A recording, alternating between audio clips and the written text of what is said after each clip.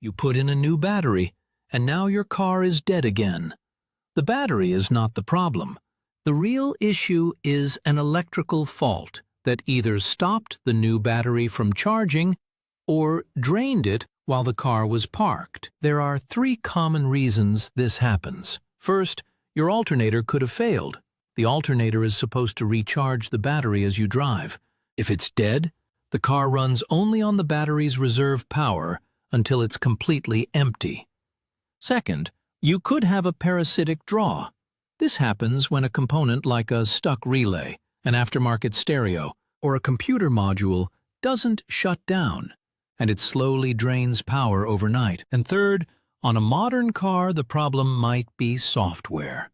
Many vehicles have a battery sensor and must be told when a new battery is installed. If a mechanic doesn't perform this battery registration with a scan tool, the car's computer thinks the old, weak battery is still there and will intentionally undercharge your new one. So let's find the real problem. First, check the charging system. You'll need to jump-start the engine. While it's running, set a multimeter to DC volts. Touch the red probe to the positive battery post and the black probe to the negative post. Turn on the headlights and the fan for the heat, or AC, to put the system under load.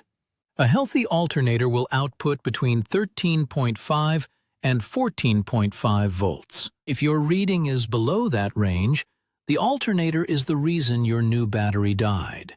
If the alternator voltage is good, your next step is to test for a parasitic draw. For this, you need an ammeter. Disconnect the negative battery cable from the battery post. Connect the ammeter in series between the cable you just disconnected and the negative post. This next part is critical.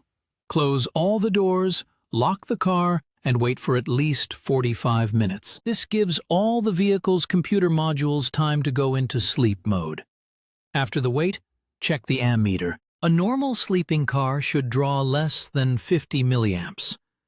If your reading is higher, you've confirmed a parasitic draw is the problem. Once you know there's a draw, you have to find which circuit is causing it. Leave the ammeter connected so you can watch the reading.